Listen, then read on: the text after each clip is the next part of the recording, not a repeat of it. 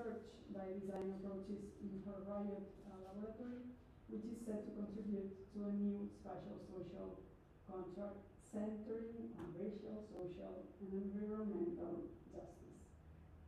So I think that's all, or at least the beginning. I think that Charlotte will present herself better through her duties, her work, and her presentation. Thank you, Charlotte, for joining us today.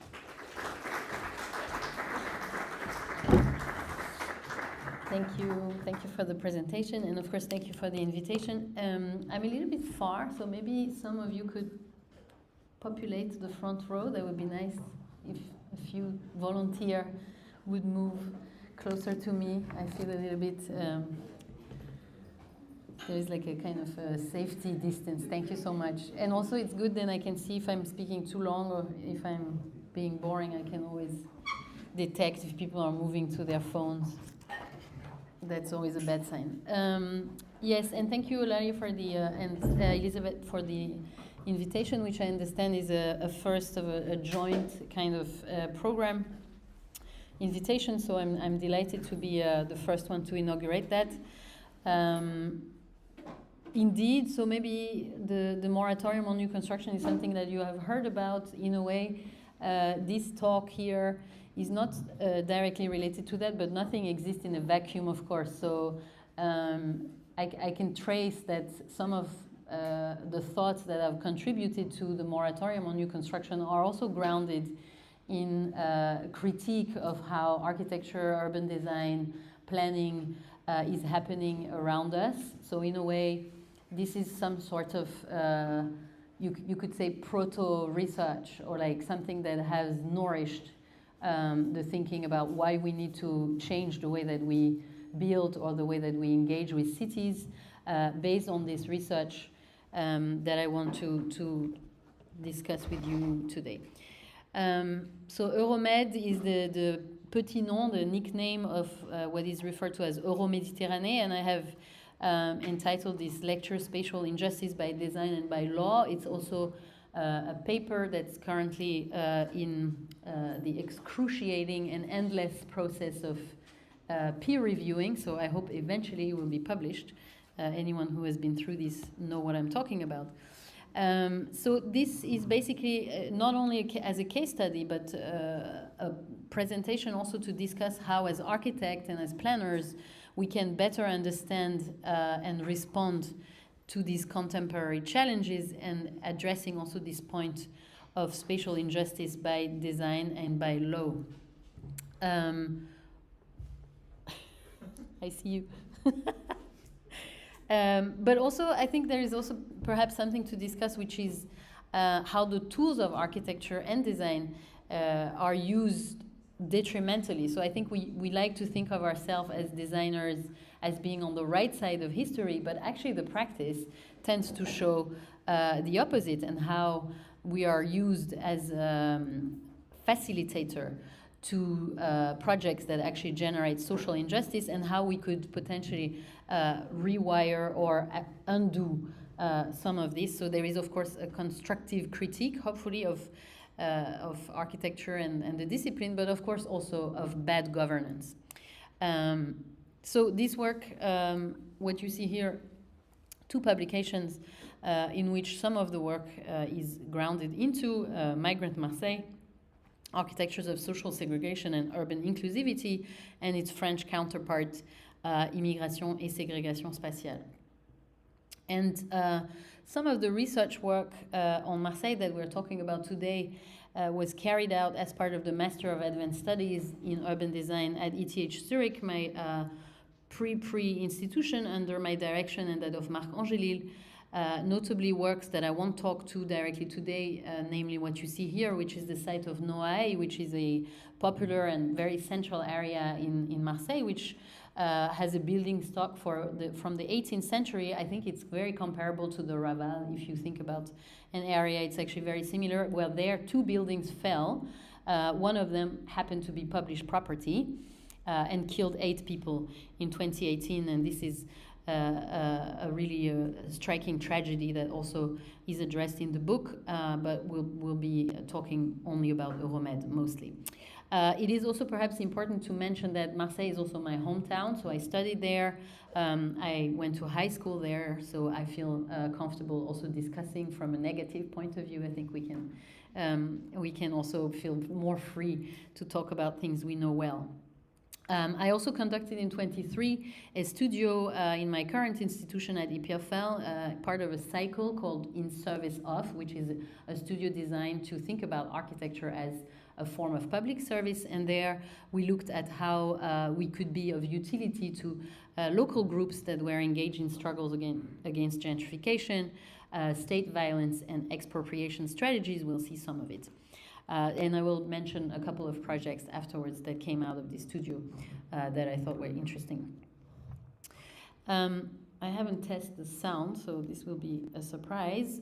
Here is actually the intro. We did a small trailer to the studio. Since 1995, the city has undergone massive change via Aula Mediterrània, an extensive urban renewal scheme that is transforming the industrial harbor area north of the city.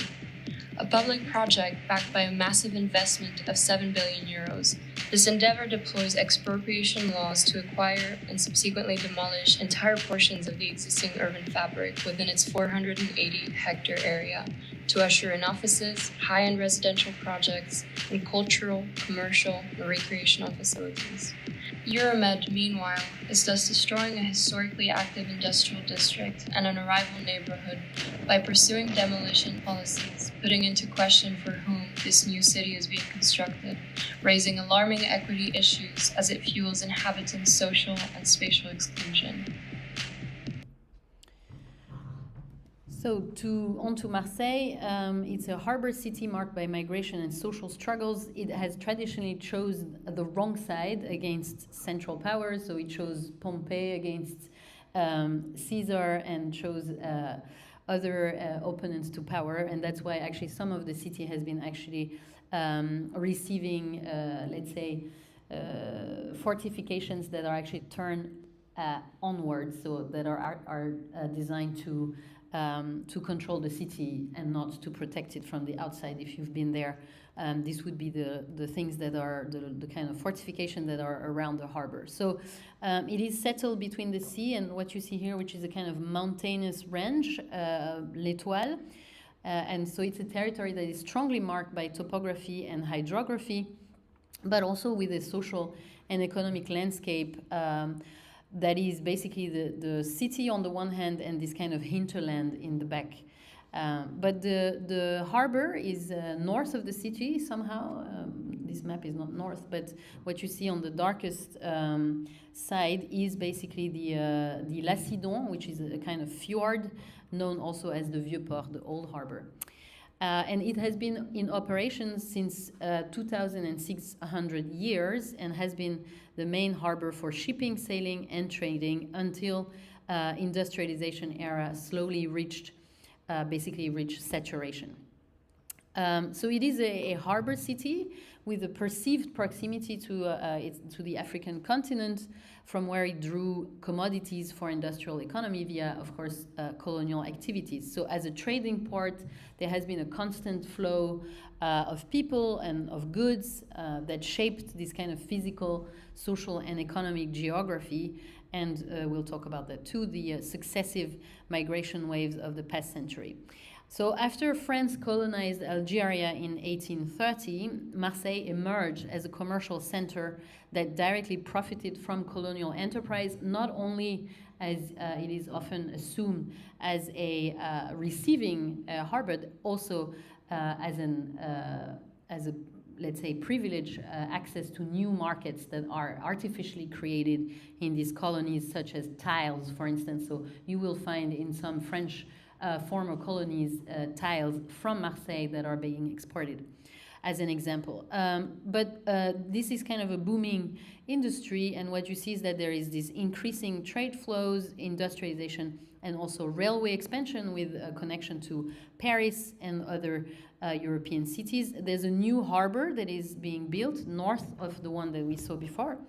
And what you see here is basically this plan général. It's the map of that new harbor. It's basically built on the sea, ex nihilo, through land reclamation, and it's acted by law. So there's a law, August 5th, 1844, that says the harbor is allowed to extend. So the shoreline, what you see in the darker shades, is basically stretched and straightened to accommodate basins and berths and quays over the water. And at the same time, in parallel, there is basically speculating because there is new land. So this new land is purchased to basically be urbanized. And around 1858, there's an investor, Jules Mires, who envisioned to connect these new terrains to the historic city. So you see this old, basically the original harbor, and towards this, let's say, the old city. And the idea is to connect this new harbor and these commercial hubs to the historic city. And this is done by mimicking a regular Haussmann grid style, which you see here, and it's articulated around one central axis, which is not there yet, but is here, which is La Rue Impériale, the Rue de la République. So everything in yellow is basically blasted through the existing, and the red one is kind of reshaped. So the aim is to attract wealthy industrial and emergent working class and bourgeois family to this new area with these newly created pieces of real estate. And it's supported by new economic and legal tools that are emerging at national level. So there's a national, let's say, policy that serve Baron Haussmann to transform Paris, and those tools are used also in Marseille. So there is a new legal tool which is important because it's in a way paving the ground for what we will see unraveling in Euromed, is what is called a public utility procedure, which is actually grounded in mining rights. So it is it's interesting to think about it as something that is coming from extractive processes and how these legal tools then are used to make the city. So this expropriation law, which is from 8 March 1810, was marketed as serving the public good, but already at the time, journalists and critics kind of said that it was rather favoring large companies than the common good. So the critique is also not new in that sense. So there would be a public inquiry phase, and here what happens is that you have 6,000 expropriation procedures that occurs within a year. 16,000 people are relocated, mostly economically weak population, and what you see here is massive earthworks carried out with blasting. It's actual kind of really an entire topographical work. What you see here very strikingly, 2,500 workers, 4 locomotives, 250 wagons for 800,000 cubic meters of excavated earth and debris. So, and this is basically the earth that is then used by the investor I mentioned earlier, Mires, to create the quay. So they just kind of push this into the water and create this kind of new industrial harbor north, again expanding the harbor. 935 buildings are demolished. And what you see here is basically a surface of 100,000 new square meters for this Rue Impériale and all its structures. It's inaugurated in 1864 by Napoleon III, but it turns to be a financial failure because the expected buyers did not come. Jules Mires had already gone bankrupt in 1861, and he took with him hundreds of smaller investors in his fall, because he was unable to sell or to rent these high properties around the area. So it's somehow also symptomatic of a rushed and misguided intuition fueled by what we can refer to what Rahul Mehrotra calls impatient capital, so the desire to do this very quickly. So all the ground floors along what is then the Quai de la Joliette, the new kind of harbor streets that emerge, which was supposed to be homes to like, consulates and offices of major shipping companies, remain empty. And it takes another 2 decades for some of these units of the Rue Impériale to be sold and inhabited. Meanwhile, the harbor expands further north of the city. We have sugar, soap, tile factories. I mentioned this kind of economic boom between 1830 and 1940. This fuels migrant labor, Spaniards, actually Italians, also Corsicans, and then we have a wave of forced migration, so people displaced from colonies, population that is then settled around this area, so around the northern peripheral areas. So the migration growth is continuous. Here is a map that tries to kind of connect let's say, independence of countries and how that actually also steers migration to Marseille as an entry point and then further away. So we have this wave of migration after 1918, Russians fleeing the October Revolution, Armenian population escaping the Turkish genocide, Spaniards leaving Franco's dictatorship, and then we have post-World War II, employment migration from colonized North African countries, I mentioned, and around 1960, the wave of post-colonial migration with thousands of Pieds Noirs, the French colons that were living independent Tunisia and Algeria, along with the Arquis, which are the Algerian natives that were forced at time to fight for France and were leaving their homeland. And with that, there is a somewhat ongoing wave from 1970s onwards with people from Comoros and also more generally from the Mediterranean basins. So I was mentioning how this industrial boom is happening. So these sugar, soap, and tile factories and chemical and cement factories also prospered. What you see here is a map. I'm sorry, there's no source, but is a map that tries to locate around this new harbor. I was mentioning how the harbor basically keep expanding, and you see this kind of identified map that shows where all these industries are happening. So what we're talking about is this kind of urban fabric that emerged made of large storage halls, headquarters of shipping companies, but also small-scale housing development, and of course toxic and polluting industry. So we have gas, we have coal factories, we have chemical fertilizers that cohabitate with some existing peripheral villages that were already there, just mentioning Le Canet and Les Crottes, which we will talk about later, which are home to locals, but mostly workers and dockers.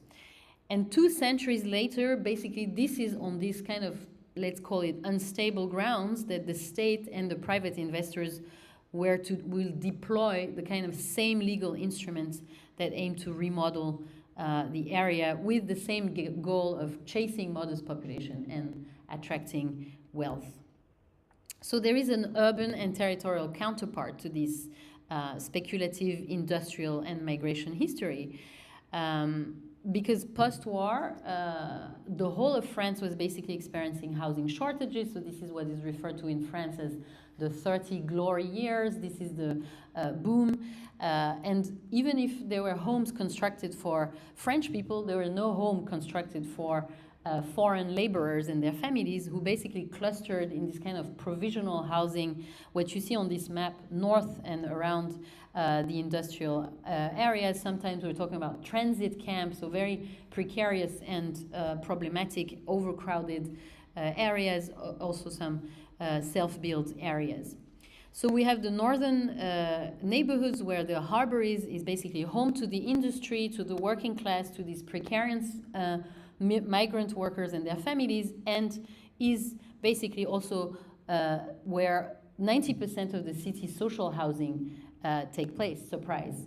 And this also overlaps with what is also called zone sensible today, which is basically areas that are stigmatized by the state as being problematic and have received extensive police visits and the likes. So you have this kind of overlap of histories that happen in these areas. There is a legacy of economic, let's say, hardship, as you see here with these kind of very simple maps. The northern areas are where the population below the poverty line also exists, where the unemployment also happens. And so it's a very discriminated area. It's also referred to as Quartier Nord, the northern district. So as an inhabitant of Marseille, for instance, I grew up on the wealthy side, on the south, and I only crossed La Canebière, which is basically the street that divides the city, when I was 18, because of the kind of social segregation that exists. I basically had no friends on this area, and only later did I realize that this was part of a kind of social and geographical divide. So again, we have all these kind of these layers. We have the zone urbaine sensible, and then in dotted, you see that is where Euromed is basically launched.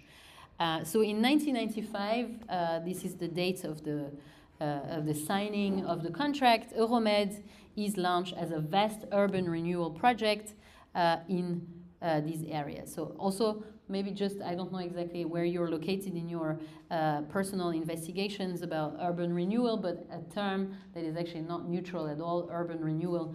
And I recommend to read Daniel Abramson Obsolescence book, which talks about urban renewal as a kind of trick term, right? Because in renewal, it suggests progress, it suggests movement, it suggests all these kind of positive things, but of course, an urban renewal in this case means basically a lot of tabula rasa and the removal of this population. So the context, Marseille, it's the tense political context of the late 90s.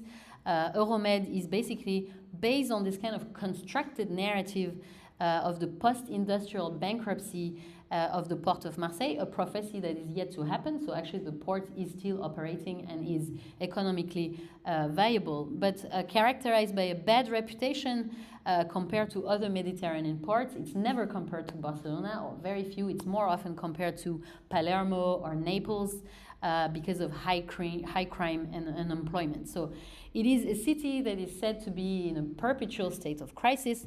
I actually found in some text that it was since antiquity claimed to be already a city of ill repute. So what you see here as just as evidence is all these trailers. There are actually many more, and I think there was just one that was released recently as evidence in a way of these trailers for films that are entirely dedicated to the criminal activities taking place in the city. Of course, this is not to say to discount it. There is criminal activity, and there is kind of a real drug issue at the moment, especially. But you see that this is kind of traced from the first movie, which is French Connection, which is a terrible movie, by the way. I don't recommend it. It's very boring. And Still Water, which is also a terrible movie. I also don't recommend it. It's difficult to relate to these movies in a way. But what you see is that it's kind of celebrate and feeds this kind of perpetual bad image. So we have here 7 billion euros of investments, a mix of public and private funding. We have these kind of legal tools that come into play to erase and replace the fabric. We're talking about 480 hectares areas and this kind of new office, upscale housing and commercial spaces. So what does it actually produce? And of course, it's promoting new construction as a way to solve all social issues. And here is some propaganda.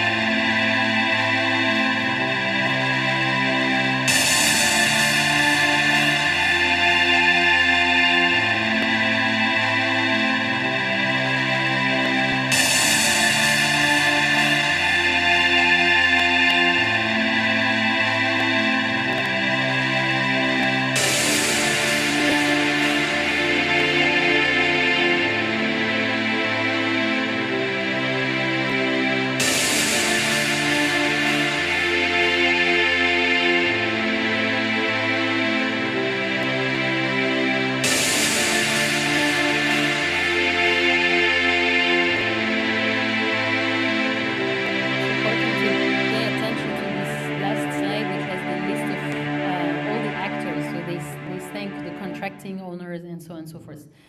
So basically this is a propaganda video of Euromed. So I want to go back to the Rue de la République that I mentioned earlier. Actually it's called Rue Impériale and was changed its name of Rue de la République because it's the starting point of Euromed in '95. So it's kind of a flagship project of the operation. And the idea was to transform also the historic shipping docks, which you see here, into a business center. And that also meant to connect it to the Rue de la République. So basically the old city is connected to the docks by the Rue Impériale. So it's a kind of a connection between the harbor city and the city center. But at the turn of the 21st century, the city, the streets actually has this Haussmann-style building. It's actually a very grand axis. It's nice, but it's run down, and it's home to modest population, and newly arrived immigrants actually go there. So you have here post-war rent controls laws. There's something called Loyer 48, which is a blocked rent, which protect tenants from rent increase. And sometimes it's open-end leases. So it's an area that is not renovated, for instance, and there are reasons for that. The reason is that I mentioned that Mires went bankrupt. And actually what happened is that there was a transfer of property from his bankruptcy to a new company which was created by two banks called Compagnie, La Société Immobilière Marseillaise, which became the kind of careless owner of about 80% of all the real estate of the Rue de la République. And this goes on from the bankruptcy, so 1861, to the 1980s. So you have a kind of continuous ownership of this area, and there is basically no maintenance. And then what you see here is that put into motion by the Euromed renovation campaign, there is a kind of ballet of ownership change. There is a pension fund called Lone Star, the ill-fitted Lehman brother who enters the capital of this area. So basically you have a very consolidated, something that's actually quite rare is that you have a consolidated amount of units, right? So usually this is actually fragmented ownership. Here you have like an entire street basically in the hands of one owner. So what Euromed did basically was sustained by public funding and subsidies. It's basically started to evict people. You have small owners that were forced to renovate and who couldn't afford it, who started to sell. But then you also have basically some more ugly ways of getting rid of people with these rent control tenants that were basically paid off to kind of signed off their lease of their rent, Loyer 48, and leave. And then there is a lot of empty units. So basically all this anticipated population that they wanted to see, these kind of rich bourgeois families were stayed away again. And even though they chased away and renovated, what you see here maybe with this kind of press article, there was some squats, and then an article from 2016 that says the impossible gentrification of La Rue de la République in 2016. So in a way, history repeats itself here.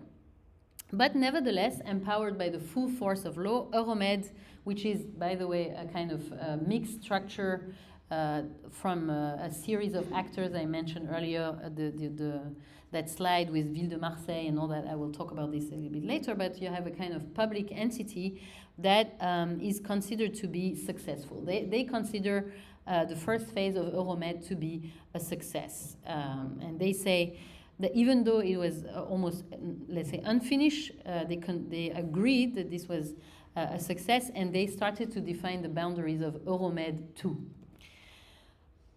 So they talk about the official reports, talk about tangible results, we wonder for whom, of course, insisting on the harmonious collaboration of all these public services and how they have, I quote, the opportunity to deeply transform these districts and change the way the second city of France is perceived.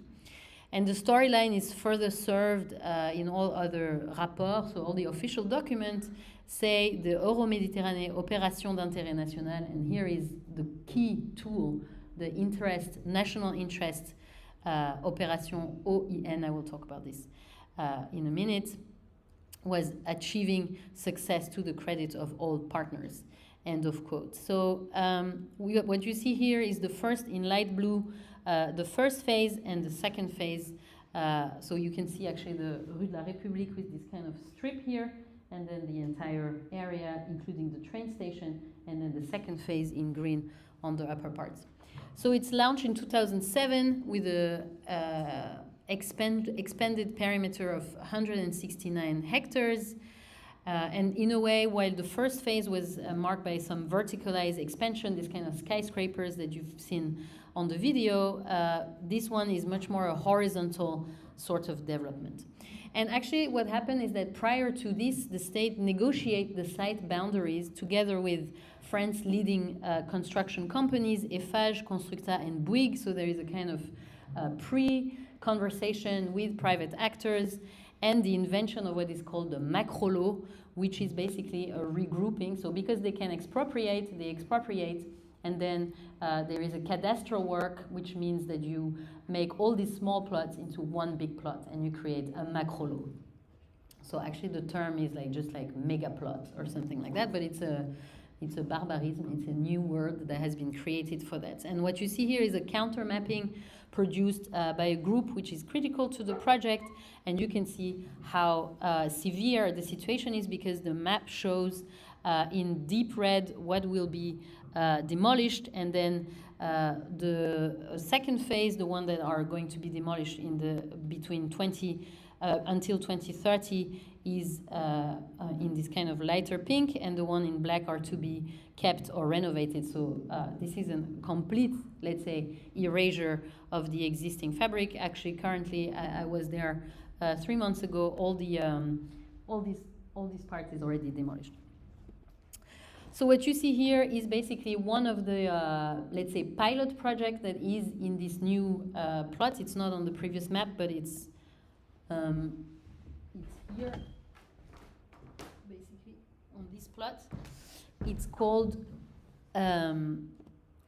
it's self-proclaimed Mediterranean eco-friendly district of the future, end of quote. And it has the nickname of Marseille. So it's 14 hectares, and it's adjacent to, so you see the first phase in the back with the Zaha Hadid and the Jean Nouvel Tower. We see also the kind of this mountainous range that I mentioned in the background, and then you see Marseille in the front.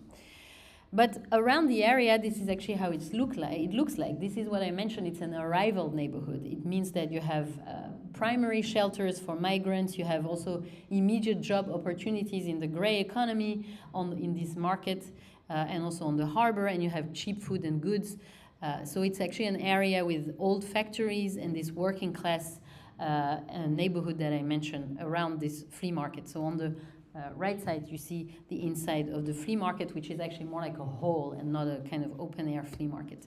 And then the villages around it that look like that. For instance, here you have Le Canet, which were first inhabited by locals and then started to be populated by these waves of migrants that I mentioned, Italians or Armenians, and more recently you have a population from sub-Saharan African migrants that made this area home, and this is how it looks like currently, so it's actually quite nice. But as I mentioned, tabula rasa is policy. What you see here is, so this big hall is the flea market. Everything around it is actually partially demolished already. So in black is the idea of tabula rasa. So we will see displacements of around 5,000 official working class residents, and the idea is to densify with 30,000 new residents of higher social class. However, we know what happens when there is a wish to bring in new people. It seems to be a little bit more difficult, especially when you want to bring in, which is what they want here, high-class residents, right? So people with a higher tax base, because this is also what this project is about. So this urban renewal method, I mentioned urban renewal, basically destroy a historically active industrial district, this arrival neighborhood, and see to the social exclusion of local inhabitants, which will have to move further away, exposing this population to an uncertain future. What is to come? So you have an industrial chic name, Les Fabriques, the factories, completely invented term, by Bouygues. I mentioned already this large construction company that had pre-negotiated with the state its implementation, and what I mentioned earlier, this macro law. So here it is, basically a kind of regrouping of the cadastral situation of the ownership to create this, and the gentrification of Les Puces. So Les Puces has a bit of a special status because the owner doesn't really want to sell. Of course, he would be forced to. I will talk about this in a minute. But here in this case, they say we will not demolish it, but we will renovate it. And here is the rendering about Les Puces and its project. Now, how it actually looks like. Les Puces is basically an affordable food supply hub for these low-income residents of the whole northern district. And there is an ongoing clearing all around it, basically, which uncovers, I would argue, for all to see that Euromed is basically an exclusion machine at the service of private investors. It deploys these legal tools to expel reluctant plot owners by way of law. I give an example. In 2019, the Muslim butcher Slimani, who was the owner of the sole halal slaughterhouse in the city, refused the compensation that was offered by Euromed for his plot and went to court, lost, and moved out. And the same mechanisms allowed the public actor to put its hands on 6,500 square meters of the discount supermarket Lidl, on which Brutter's parking lot is to be constructed. So meanwhile, the discourse deployed by Euromed to present Les Fabriques, this area, as consultatively produced, is further unraveled. It's a resident-oriented urban project, the beating heart of the new Marseille, end of quote. So I mentioned the OEN. All of this is made possible by one of the most powerful legal tools deployed at the service of Euromed. It's the OEN, Opération d'intérêt national, Operation of National Interest, sometimes referred to as eminent domain, for instance, in the American context. So the OEN, this is a law from 1983, gives the state the right to define private property as areas of national interest. Perhaps the most arresting clause is that the OEN may suspend all existing urban rules in the name of the common good. It means an OEN-driven project overrides all master plans, all urban codes, all building permits, and also collaborative development strategies, even if local authorities may be consulted. The OEN grants public development and demolition permits and can obliterate previous projects. So it will wipe out whatever has already been consultatively decided, local urban plans, all of that is void. So it may acquire, through buying or expropriating built or unbuilt properties within this perimeter, also exercise the right to preemption purchase. And there you see it also does this creation of this macro law, meaning it buys these small plots, merges, and resells them as large properties to the private. And Brigitte Bertoncello and Jérôme Dubois, who wrote Marseille, Aula Mediterrània, Accélérateur de Métropole, argue, I quote, these tools of public might epitomize spatial governance and an understanding of national space grounded in an article of the French Urban Planning Code. The territory is the common wealth or heritage of the French nation. So just a note on literature, Euromed is a project that is actually well researched, so if you're interested, you will find works from political science, geography, and urban studies. There is also an abundance of propaganda material. I've read quite a lot of that from newspapers that are close to the municipality, which will weave in narratives of success to the occasional press release and investors' brochures and books. You will find material. Bertoncelli's and Dubois' work studies the large-scale development, and they also describe how these public tools were deployed.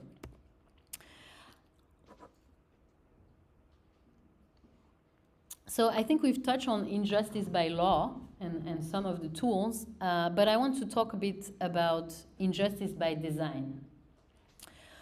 And this is a tool that actually Euromed also exploited, so exploited architectural design as a form of cultural capital, calling on designers to craft a waterfront for their urban design projects. So what you see here, the idea to project an image of a world-class harbor city aesthetically and economically relevant is exemplified here. So what you see is that among all these kind of actors that I started to mention, you know, pension funds, states, actors, and the like, you also see how designers actually play a significant role in facilitating and fulfilling the kind of territorial reorganization that is orchestrated by these neoliberal forces. And so what you see here is Aldo Rossi's doodle-like urban design consultation entry on the left. or in the middle, Antoine Grubach, and in the last, Ignacy Sola Morales' proposal for a new vision for the harbor of Marseille. And here is a kind of, let's say, list or a landscape of architects that participated. So from Zaha Hadid's skyscraper for the container company CGM in 2005, the project first phase shows designers as instrumental in developing these new narratives of urban progress for the city. In 2002, Yves Lion devised the urban design master plan. Jean Nouvel designs this high-end office tower for Morgan Stanley. And Rudy Ricciotti completes the MUSEM, the National Museum, after a competition against Stephen Hall, OMA, and again, Hadid clearly aiming to the Bilbao precedent, of course. For the second phase, we have François Leclerc, Eduardo Soto de Moura, and Brutard that join a large pool of local architects that are laboring to design and execute the large bulk of the project constructed mass. They are basically the, let's say, flagship project, but then there is the mass of housing and of, you know, hotels and car parks and public buildings and private developments, which many of our colleagues are basically working towards. And then François Leclerc, I mentioned here, is responsible for the master plan of 2 macro lots of these gigantic plots, here depicted as deliriously green renderings on the entire area. It's hard to believe this imagery because, of course, we're in a quite mineral and dry climate. So showing these new buildings here in this way is quite surprising. But what we see is actually these buildings are obliterating the entire fabric of this Rue de Lyon, which is the one that I showed before, where the Marseille is located, and also part of the existing village, and the former freight yard Marseille-Le Canet, which is a former train, belongs to the SNCF, the public companies, which was kind of forced to sell parts of it, which is basically here.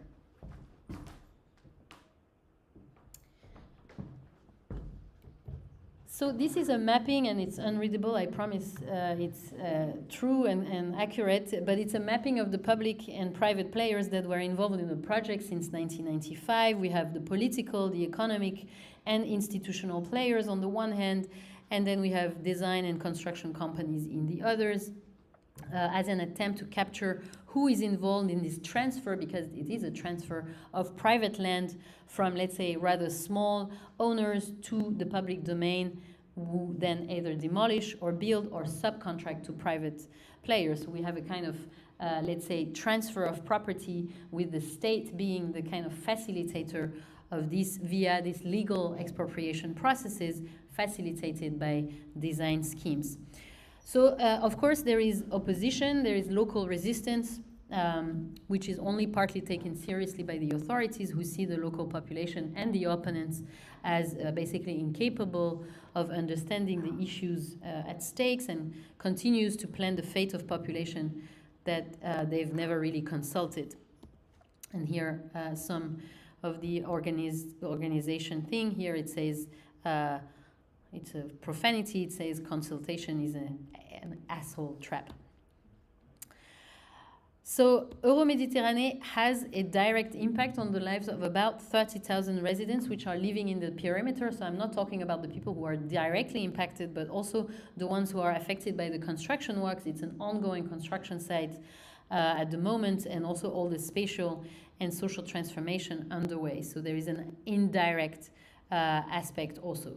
For the second phase of the project, despite the kind of like vehement rhetoric of participation, local residents have also been sidelined, and there is a kind of, let's say that the displacement of this population is to a certain extent planned and wished for. Marseille is to become an attractive business center for private investors, to build, quote, 1 million square meters of office space, a quality hotel offer, and equip the city with major cultural, commercial, and recreational facilities, and in doing so, increase the municipality's tax revenue. And in November, the state announced a third extension, which is not really crafted. I kind of looked into it a little bit more, and it's just been announced as something that hasn't been really fully developed yet. It will be much smaller, but it's a little unclear how they want to. There is this desire by, let's say, the state not to let this kind of structure that they put in place, all these beautiful, cooperative systems, to go to waste. So there is probably a desire to make sure that this goes on. I conclude, and I want to quote in Bertoncello and Dubois, Jean Frébault, who was the president of the Conseil Général, kind of the department area, said, to subcontract a piece of development of 50 to 150,000 square meters to a private company raises a series of questions about the partial privatization of a piece of the city. And I just want to mention before I close 2 projects. I mentioned that we've been working, so how do you actually engage with this question as students, as practitioners to a certain extent? How do you enter this? One of these projects has been published in Migrant Marseille. It's called Port of Entry, and it actually objects to this idea that you have to do this kind of instant urbanism that is done without the inhabitants, but also instantly. So this kind of tabula rasa system, and kind of articulates a counter model that is incremental and participative and plans a diversity of social class, density, and building types. So in a way, what the proposed scheme does is that it regulates speculations. It's targeting different categories of developers. It doesn't say we wouldn't work with private developers, but it says we can have an array of actors from cooperatives to the state to private companies, but also it decides to preserve the existing buildings to accommodate in their affordable housing, manufacture, commercial activities, and public space. So it argues that the site, which is next to this Marché aux Puces, already offers everything that makes Marseille an inclusive city with this housing and informal jobs, and that you can actually capitalize on this existing condition and inject new working spaces and affordable housing. So it phases the development of the area over time, and argues that one should preserve these existing qualities for people to arrive and settle. And then, in the frame of the studio that I mentioned earlier in service of Marseille at EPFL, we worked on the Gare of Le Canet, which you see here. What you see is a pollution map, so it's an extensively polluted area. And if they were to really do this kind of, and this is actually something that is suspended, but I show this kind of urbanization of the area. If they were to do this, they would have to excavate a huge amount of soil because it's in a very bad condition. So this is a kind of counter-proposal to Euromed's Parc des Égalades, which is this inhabited semi-park. It argues for slowing down, and it hands over basically the depollution of the area to flora, fauna, and fungi for depolluting, redesigning, and renovating these 28 hectares of land. So what you see here is a kind of basically the design of repair, I would say. And it's intentionally aiming to prohibit future development. And the goal is to take the time to take care to repair this area. And so it's just one of the ways that designers can actually engage with reparative ways. If you're interested, there is a website called livingarchives.epfl that has actually all the works that came out of the studio. It's a little hard to navigate, but I'm sure you'll figure it out. So I conclude, of course, it's worth pointing out at the shortcomings of Aula Mediterrània, both as a citizen structure and as an urban development project that runs under this name, what is presented as being driven by government agencies and supported by public spending is in fact largely driven by privates. It is profoundly, I would argue, indifferent to this mission of national interest. And I would also argue that the players are all complicit in this kind of spatial and social reorganization of the territory where the common good is very poorly served, with a vulnerable population being the hardest hit. So the deployment of this kind of project, Euromed in this case, but it's something that we've seen across, I would say, waterfronts in particular, also from its sheer size, is a continuation of a historical pattern of disempowering. So I also want to trace it back from the story of these speculative stories that is basically 200 years old, and a kind of repetition of this kind of pattern of disempowerment. So you have this kind of known refrain of betterment and modernity. I also mentioned the vocabulary that is being used. But here the public actors actually serve this expansionist agenda of recapitalization.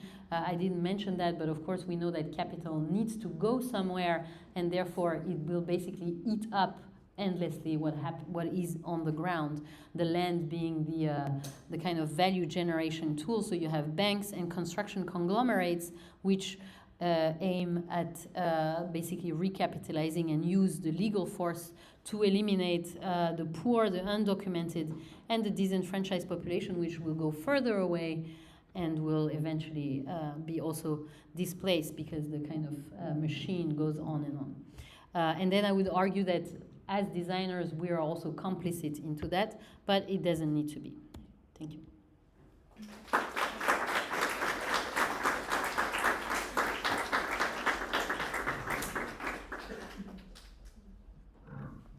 So I didn't talk about the moratorium, but it's there. Thank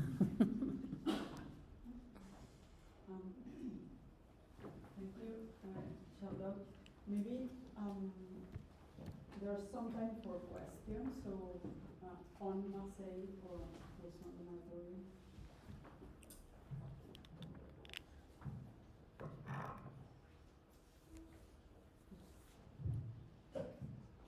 Anyone in the room?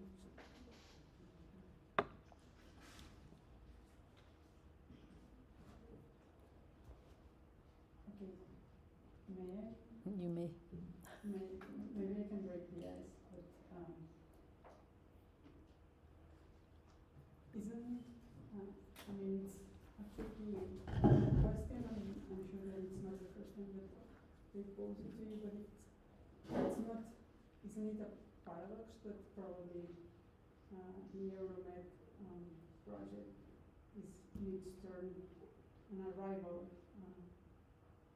process for many workers in construction that end up there rebuilding the city, and where are they displaced, or what do these workers live? Because this would be another way of looking at this story, or of completing from the other side the story that you were telling, right? Thank you. I mean, it's not something that I've investigated much, I have to say. But of course, the question of where is the working force coming from and going to, it would be definitely something to look at. I don't know exactly the amount of people that are working there. The project is kind of moving forward, so I'm assuming that the same construction companies are always kind of the one doing the work, but there is no on-site accommodations, so I'm assuming people are coming from like larger areas, and then of course you have undocumented workers, but that would require like its own kind of proper research on the labor force and whether they find footing. I only did research on the situation, the housing situation in the area, looking at the kind of the price of an apartment, how much is an apartment, so how much is an apartment for rent in the old part, which is around 200 euros, so it's very low, and then the kind of apartments that you find for rent in the new areas are, around 2,000 actually, so you have this on the same street face to face. I'm assuming that people who work on this construction site maybe commute from somewhere else or have accommodation in the area, but that would require a proper investigation. It would be beautiful to complete this mapping that you were showing. Yeah, the kind of the diagram. Yeah, it's true that the diagram is guilty of what we very often do, which is it obscures the labor. But yeah, I think it would be you could have another kind of circle around it. Definitely. Well, it's not. I haven't finished my research. But thanks. Yeah, I think that's a great point. Yes.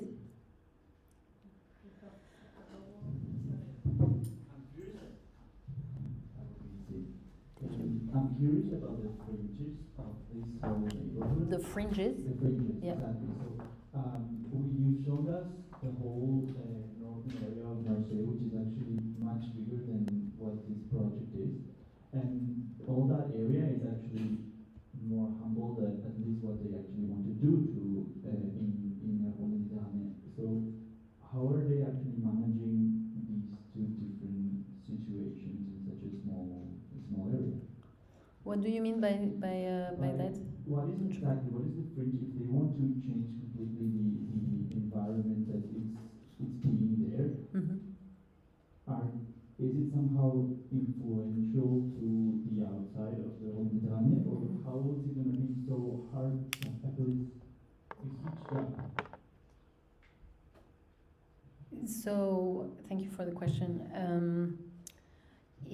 It's actually so that actually the example I gave now of the price of the square meter, it's actually the line. So that line that we see on the map is like visible. But what is done is that and I didn't talk about this because this would throw us into like a kind of ponds of acronyms about the other tools that are there. So there is a PLU, there's a Plan Local d'Urbanisme, which is still, so I mentioned also that basically the Euromed suspends all the other tools, but of course, for instance, across the streets, the tools of the city are still applying, the urban codes and all these things. So there is an urban renewal project that is going around and that overlaps at time with Euromed. So you will see renovated facades. So there are incentives and subsidies to renovate facades that are at the fringes of Euromed. At times, renovated project for things that will be demolished. So just to these kind of overlaps of tools. So there are visual impacts. So for instance, this idea of renovation. And then there are more pernicious effects, I think. And I went into a huge fight with a friend of mine for that, because what is going on is that the city also, together with Euromed, has allocated funding for some participative activities. Okay, so for instance, in the area of Les Crottes, which is across from this huge area, it's a so the way that Euromed went with expropriating is that they targeted some people and they said, we will buy your apartment, but they didn't tell the others. So there was a kind of strategy of disinformation. I mean, it was very, very nasty work done there. So they basically antagonized the inhabitants there. A lot of people are not, something that is very important is like owner-resident. So when you have people who live and own, they will organize, they will try to fight for their neighborhoods. If most of the area is owners but not owner residents, it's plié, it's people don't have, usually also rentals that are living there are people in very precarious life situation. They basically bank on the fact that people have no energy to organize. And so what they did is that they launched this kind of participative workshops and so on and so forth. They basically so Euromed gave for free the rental of a kind of a hall, and then who is of course at the forefront of this, collectives of architects and artists went there and did like cultural projects attracting population to come there and doing workshops with the kids of the area which are not on the Euromed perimeter.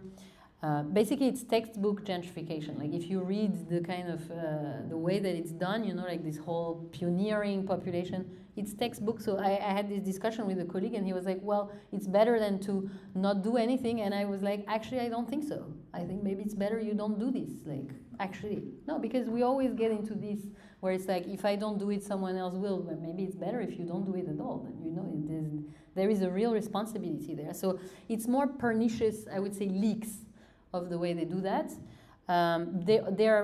Their mandate has a line. So they do their mandate. Those are also technocrats, like the people who work in Euromed. very difficult to have conversations. They're also very self-convinced that what they're doing is great. So it's a little difficult. The only people that are really interesting to talk to is people who left. So people who were in Aula Med and were like, I actually don't want to be part of this, and left. Those are the best. They have like the best stories. So yeah, to answer your question, it's kind of, at times it's something you can detect. At times it's like hard lines, and not part of their mandate, I would say. That was a very long answer. Sorry about that. Yes. Hi, Charlotte. I have two questions. The first one is about the in-service of. Where we can find more information about it, because it sounds very interesting.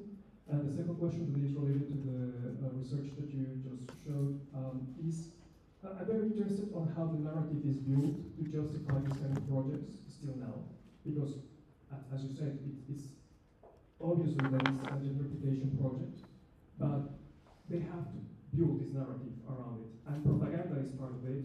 Just the videos that you showed us and all the things that are around that, including the renders that we as designers and architects do.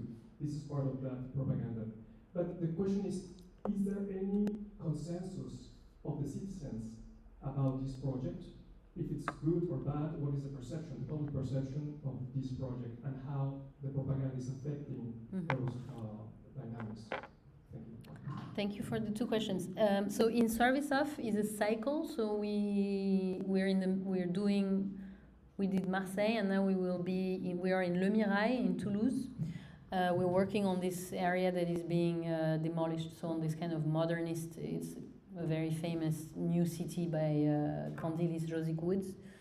And we're not looking at it with romanticism. We're just trying to understand what happens and if there is anything we can actually do, which I have to say it has been a very sobering moment, because it's very far into the demolition. So it's like, again, the narratives, we need housing, we need new housing, and then we demolish existing housing because we've stigmatized it. So you can find, there is on the Riot website, there are actually the syllabus are available, and then when the semester is over, on the Living Archives, there is the results of the students' work. So it's very openly available. I mean, we also interrogate. For me, it was easy to do works in Marseille. We also sometimes interrogate the format of the studio as this kind of touch and go approach. You know, how much can you actually engage? How much this is also an extractive practice of pedagogy, where you go and you know, talk with people, and then you go and make a studio out of it, and then you forget about it. So we're, for instance, working with local actors, and we're going to do an exhibition. So we're also always very careful to make sure that there is some return, something to contribute. And actually, this ties back to the other question, which is related to the narratives. And we wanted to, so this exhibition, Le Mirail, we wanted to call it Le Mirail, a success story, because so much of it has been calling it a failure. And this is also attached to kind of a lot of this like modernist estates being kind of cast on the light of failure. So this is also a narrative. Specifically in the case of Marseille, well, the narratives, you know, like I mentioned, I showed the Netflix things. This is just an example, but it's an area that is, first of all, considered to be very little populated. Apparently it's mostly industries, you know, that there is also a kind of narrative of neglect, that this is an area that is not so, that there are so few people in any case, and then there are these kind of giant holes that need to be invested. So there is also this idea that something needs to happen. So these narratives, they are nourished by, first of all, I would put this on a meta level and make us responsible, or at least facilitators of this, is that construction will solve everything. And this is something you can also locate to political discourse. You know, politicians always announce new airports, new schools, new museum, you know, like there is a legacy of presenting construction, new construction, as something that will materialize solutions. So I would say this is maybe the meta discourse. I'm sure this is something that anyone in Barcelona is very familiar with, and this kind of narratives that we've seen, you know, post Olympic Games, or like this kind of idea that certain areas will be revived, or like you create new things. I'm making assumptions, but I know that the example of Barcelona is often presented as a success story for waterfronts. So there is that meta level, and then of course there is the whole, you know, media apparatus of, you know, presenting projects as great, and then we as architects and designers, we're really good at envisioning futures. That's our trade. We're good at that. We can show how things are going to look like in 20 years. So, and we know how to represent that, and we can show it. And these images, you've seen plenty of those here. They then serve the narratives of progress, and in that sense, I would say there's nothing original about the Euromed project. It's something that you've seen and will see it, and I think the narratives are shifting slightly in the sense that demolition is something that people start to be very uncomfortable with. But in Marseille, because it happens in these kind of, you know, very precarious areas, people don't really have the energy to battle it.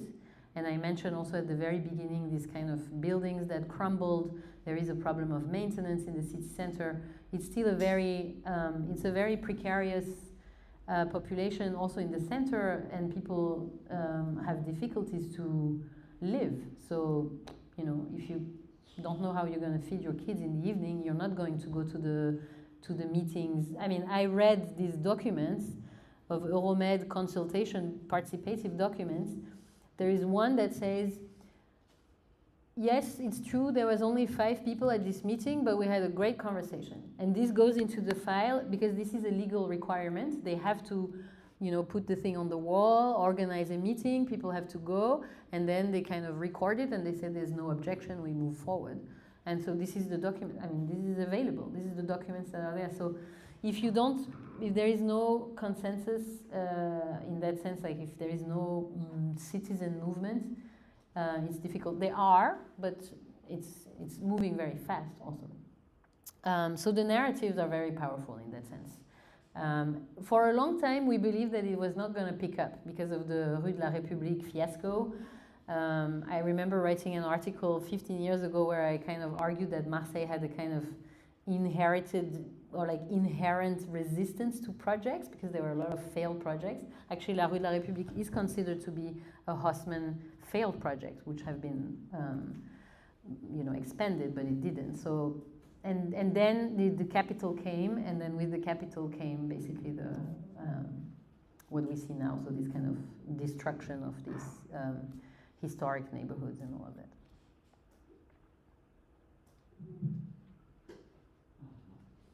Hi, thank you for the presentation and the topics of the issues that we can see in the Euromed project. There's paradox. I'm researching on mobility, and there's a quite cruel paradox because we're speaking about some neighborhoods that have social or economic complexities and that are one of the main users of public transportation systems. And there's an issue in Marseille that the Aula Mediterrània project has been key role player for developing some systems as the tramway to the north and the metro operation also to the north. But the users of the Aula Mediterrània project are mainly market-based users, are travelers.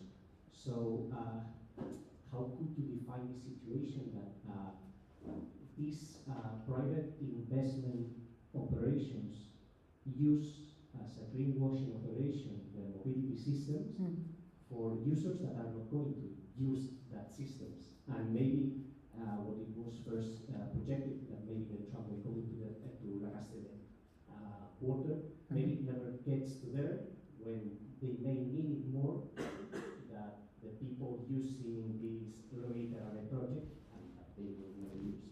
Thank you. Thank you.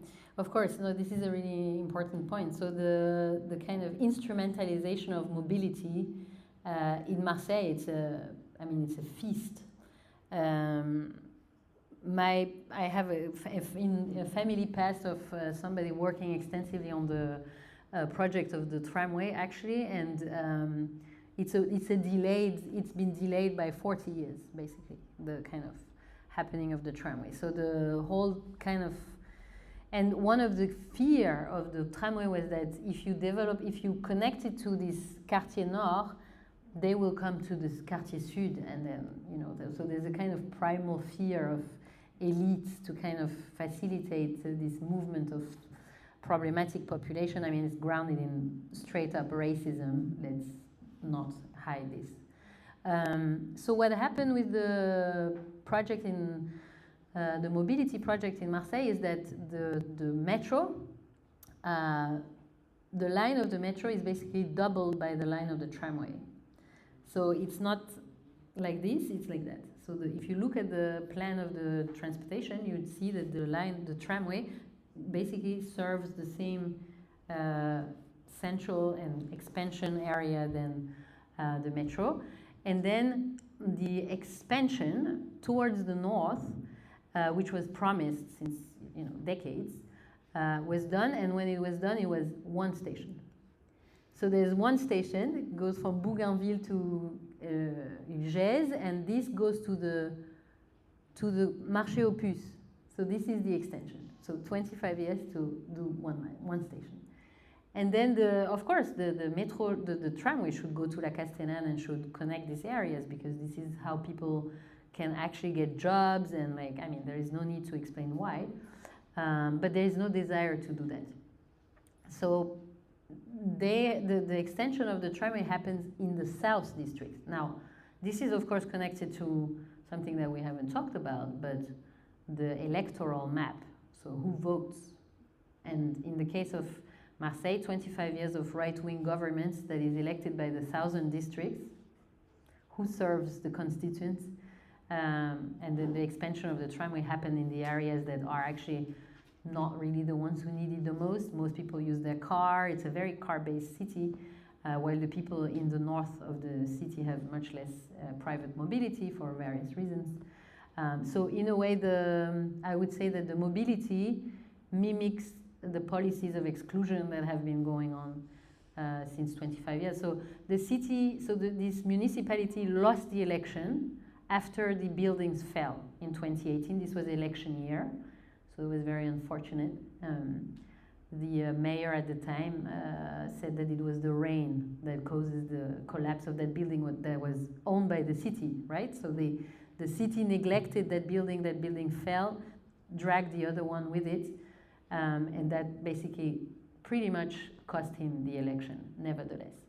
And then the new government, the new municipality has been left with an empty shell because the debts of the cities are incredibly high, so they're faced with a very difficult situation. And there's also something that I didn't talk about, which is something that I'm sure happens in a lot of places, is this kind of removal of prerogatives for municipalities. So there is this creation of these metropolitan areas. So in the case of Marseille, Marseille Métropole. So La Métropole has now basically taken transport and trash collection. And so they've instrumentalized this against the municipality. So for instance, they don't collect the trash. And then people are like, this city is in disarray. But of course, this is actually this is a governance question. And the same goes with the transportation, which has been also instrumentalized. So now I give you the last, and I will close with that. The last example is they've decided to automatize the metro lines. In order to do that, which is urgent, obviously, but this is completely a neoliberal decision, because to automatize means you have less staff, so you have less strikes, and so on and so forth. So this is a completely straight up in that direction.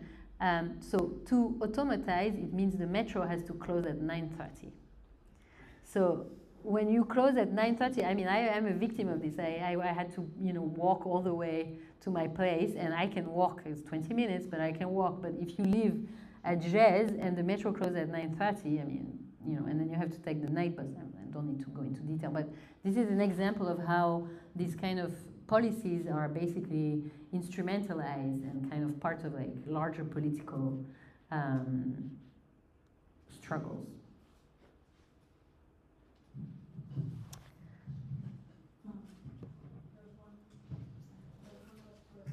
Maybe one last question, because I heard we have to leave at 8. I mean, I'm happy that you have questions, but...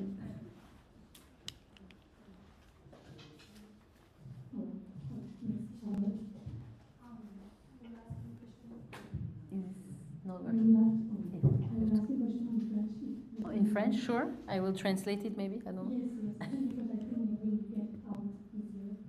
Donc, je suis à Montréal.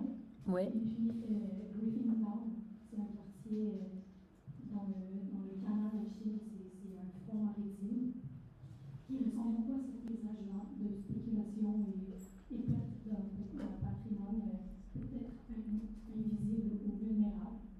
Est-ce que vous avez justement 3 petites pistes conclusives que je pourrais l'emmener à la maison pour, je sais pas, encourager des meilleures solutions?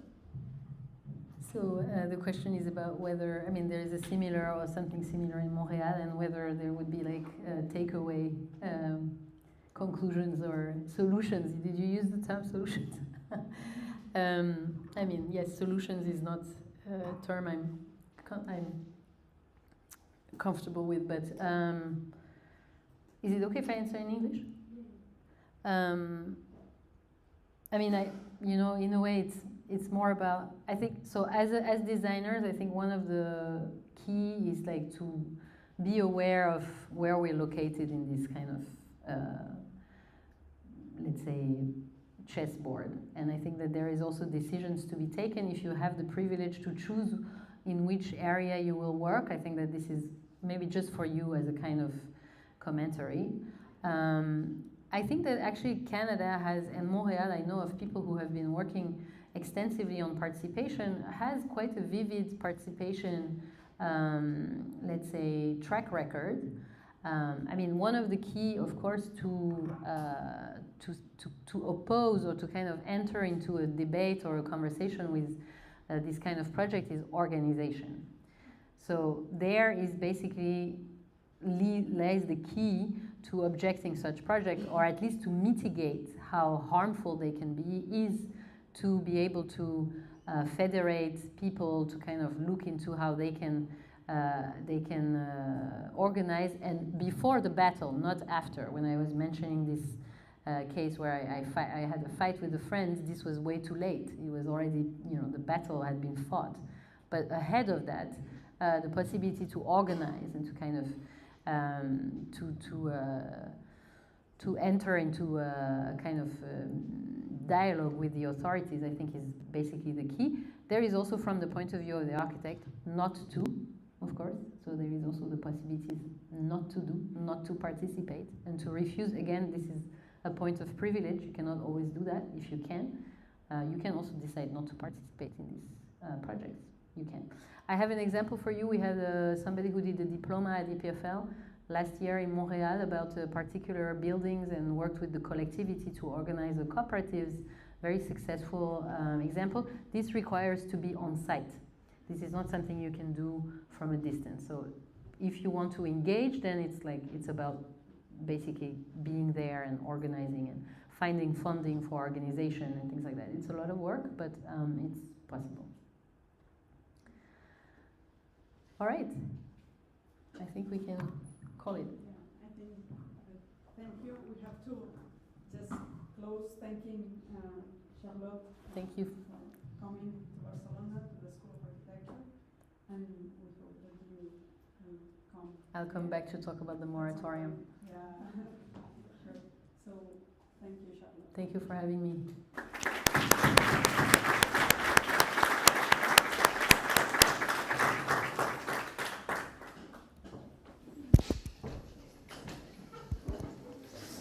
Can we stop the recording?